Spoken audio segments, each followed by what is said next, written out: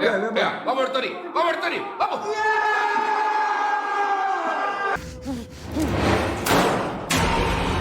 Kumusta kaibigan film lovers? Di tengah euforia final Piala Dunia 1978, ketika Argentina dan Belanda bertanding, kejahatan mengerikan terjadi. Film berjudul 1978 tahun 2023 mengisahkan sebuah kelompok anak muda yang diculik oleh penyiksa kejam pada masa kedirektoran militer. Mereka dihadapkan pada interogasi yang tidak manusiawi, namun situasi menjadi semakin mencekam dan berubah menjadi neraka ketika kelompok yang salah diculik. Tanpa berlama-lama, yuk siapin cemilan, sandarkan punggung, dan selamat menonton. Waspadalah, karena ini akan liar sampai ngotiar.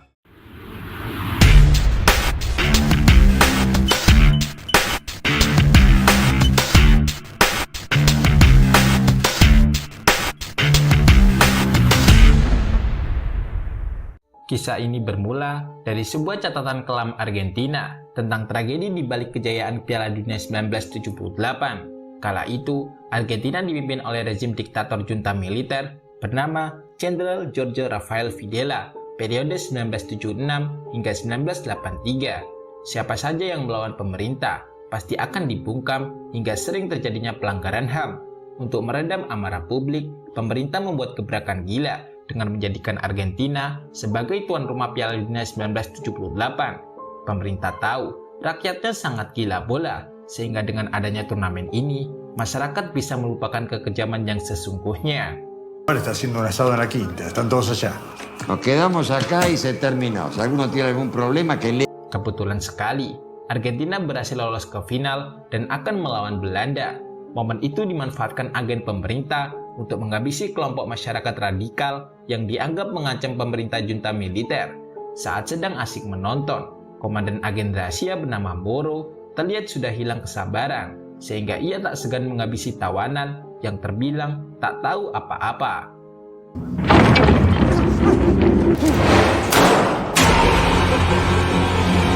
Sungguh mengenaskan ketika Miguel menginterogasi salah satu sandera bernama Gonzales. Ia dituduh sebagai anggota dari kelompok Montoneros yang dianggap sebagai oposisi pemerintah.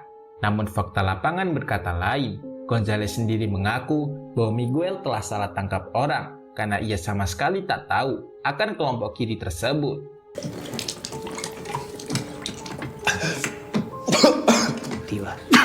Está confundiendo con otra persona, señor. Kini, Miguel jadi panik nih dan segera melaporkan pada Komandan Moro. Tapi sayangnya, Moro malah menganggap Miguel terlalu lembek, sehingga ia memutuskan akan menginterogasi ulang dengan caranya sendiri. Tentu ini adalah langkah yang kejam, karena Moro mengikat dan menyetrum tubuh Gonzales untuk memberitahu markas kelompok Montoneros. Paulita, y a mí sinceramente me gustaría que un conductor... Di sisi lain, Hugo dan temannya yang mendengar siksaan di ruang sebelah seketika panik kala suara langkah kaki mendekat. Ternyata itu adalah Karanko atau Ranko yang merupakan bagian dari agen rahasia. Gayanya yang menakutkan membuat siapapun ketakutan. Terlebih ketika Hugo dan temannya dibawa ke suatu tempat. ¿Qué me van a hacer? ¿Qué me van a hacer?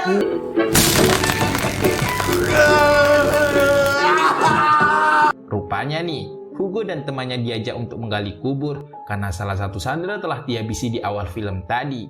Sementara itu, interogasi kejam terus dilanjutkan, bahkan sampai menyiram Gonzales dengan air panas. Untungnya, Gonzales masih bisa bertahan dan akhirnya memberi informasi penting terkait lokasi markas yang dimaksud. Agen bernama Alsina tentu langsung sumringah mendengarnya dan menyerukan pengapungan ke lokasi. Bukannya dibebaskan, Gonzales malah menerima nasib buruk ketika malah dihabisi seolah tisu yang baru saja dipakai. Sungguh mengenaskan.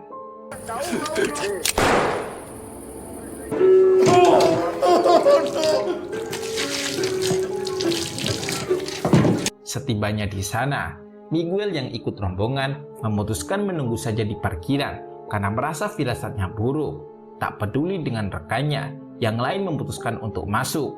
Sontak mereka dibuat keheranan kala menemukan beberapa orang mengerubungi seorang wanita hamil. Entah kegiatan apa itu, Moro dan kawan-kawan segera meringkus mereka sebagai sandera baru untuk diinterogasi lebih lanjut. Mereka membawa apapun barang, termasuk sebuah buku yang terbungkus kain putih yang kelak akan menjadi bahaya.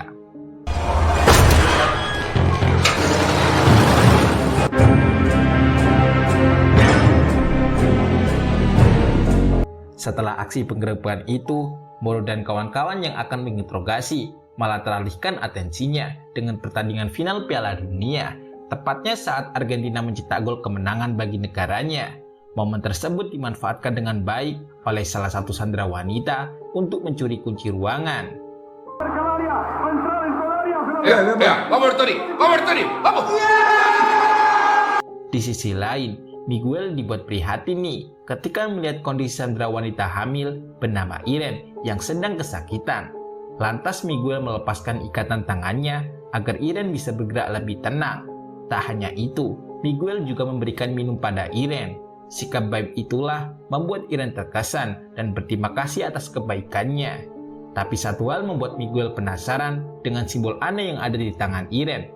Entah apa itu sebenarnya. Gracias por venir. Espero que sea importante, Altamirano. Me hiciste perder medio partido para venir acá. Sesaat kemudian, Alcina yang sedang mengecek barang rampasan semakin dibuat heran karena isinya barang-barang aneh seperti keris dan buku yang berlambang sama yang ada di tangan Irene. Bersamaan dengan itu, Ranko juga sedang menginterogasi dua orang wanita kembar yang diikat tali menggantung. Ranko memberi kesempatan untuk membantu memuaskan tubuhnya dan sebagai imbalannya, dua kembar itu akan dibebaskan. Cansar. Después de haber estado trabajando todo el santo día para sacar al país adelante, luchando. Sementara itu, kini Moro menginterogasi sosok pria yang diduga menjadi dalang kelompok Montoneros. Ia adalah pria yang ditangkap di markas tadi.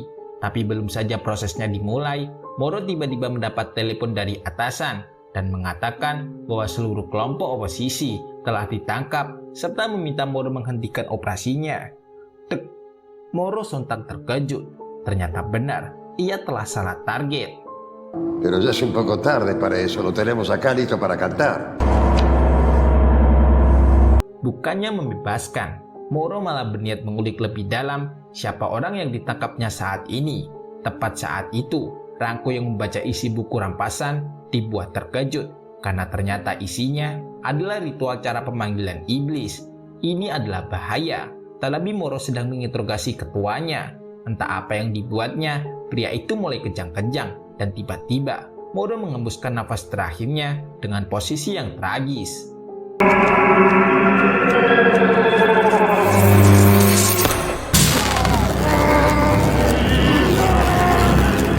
Rupanya nih, kelompok yang diringkus tadi adalah kelompok sekte sesat yang mencoba melakukan ritual pemanggilan iblis dengan Irene sebagai objeknya. Semua orang kini jadi panik, terlebih ketika anak buah Moro melakukan patroli. Ia dibuat merinding saat melihat Ranko tertidur lemas dengan dua kembar di atasnya. Sungguh tragis sekali. Ternyata Ranko telah tewas setelah dibuat puas atas servis dua kembar yang menjadi bagian dari sekte sesat.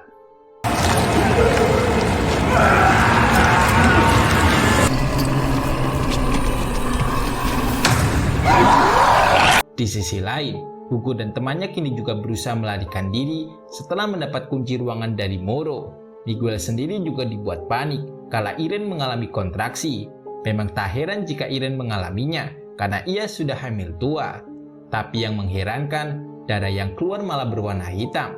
Tentu ini tidaklah normal.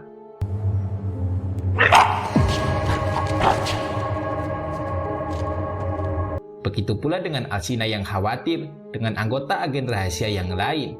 Sontak ia dibuat terkejut ketika ruang ibadah yang seharusnya suci malah berubah jadi tempat ritual. Mesti takut, Alcina tetap melangkah maju sembari membawa pistol di tangannya. Tapi nasib sial kini menimpanya ketika bertemu dengan sosok pria yang telah berubah menjadi iblis. Ia pun tewas tragis setelah dimubang oleh sandera yang kerasukan oleh sifat kanibal.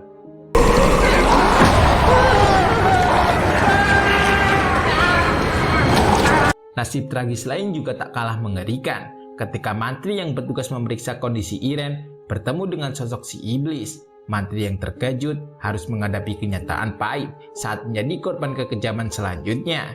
Sementara itu, kelompok Hugo yang sudah tahu ancaman sekte sesat mencoba mencari jalan keluar. Di tengah perjalanan, mereka bertemu dengan kelompok kanibal yang sedang mukbang makanan. Karena terkejut, Hugo langsung menutup pintu sebelum semuanya terlambat.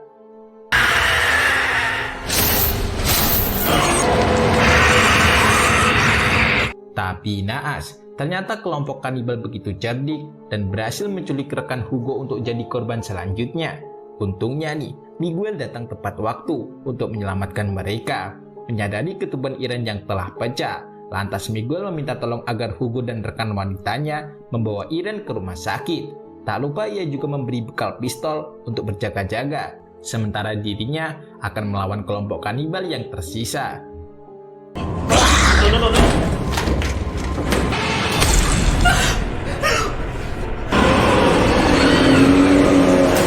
Sungguh menyakitkan ketika rekan wanita Hugo terpaksa menjadi korban sekte sesat yang tiba-tiba menyerang.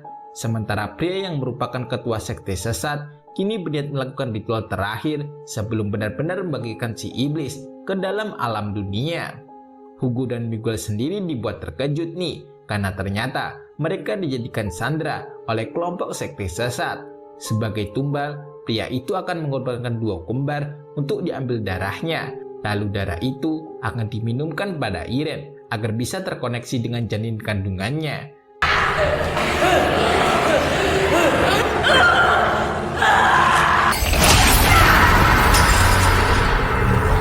Dan inilah waktu yang ditunggu. Sosok iblis telah lahir ke dunia. Untuk bisa beradaptasi dengan lingkungan bumi, maka anak Irene akan menjadi wadah baru. Pria sekte sesat tentu merasa senang nih, karena iblis junjungannya akan bangkit seutuhnya. Namun naas, ia malah dibunuh oleh si iblis bertanduk yang mengkhianatinya. Setelah berjuang keras, akhirnya Hugo dan Miguel telah berhasil lolos dari jeratan tali yang mengikat keduanya. Namun aksinya yang akan menyelamatkan Irene malah terciduk oleh si iblis dan langsung mengejarnya. Sebelum pergi, Irene menyuruh Miguel pergi meninggalkannya karena ia sudah tidak kuat. Irene juga meminta Miguel menyelamatkan bayinya agar rencana si iblis gagal. Tanpa membuang waktu, Miguel dan Hugo segera melakukannya. Tapi nih, karena kejaran si iblis dan kanibal yang begitu brutal, membuat Hugo dan Miguel berpikir keras.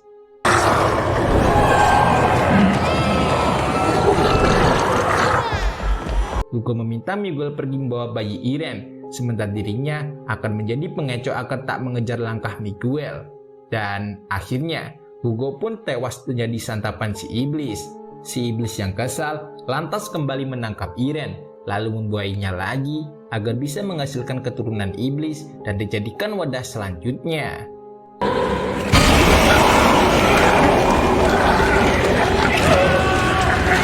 Dan itulah akhir dari film ini. Pada akhirnya, 1978 bukan hanya menyingkap kengerian supranatural dari sebuah sekte, tapi juga menggambarkan betapa kelamnya wajah rezim militer yang tega mengorbankan manusia atas nama kekuasaan. Interogasi yang berubah jadi horor adalah simbol bahwa kekerasan hanya akan melahirkan kehancuran. Pesannya sederhana namun kuat. Ketika kemanusiaan dikubur oleh kebrutalan dan fanatisme, maka yang lahir hanyalah kegelapan, baik dari manusia maupun dari kekuatan yang lebih menyeramkan darinya. Yuk, saksikan alur cerita seru menarik lainnya.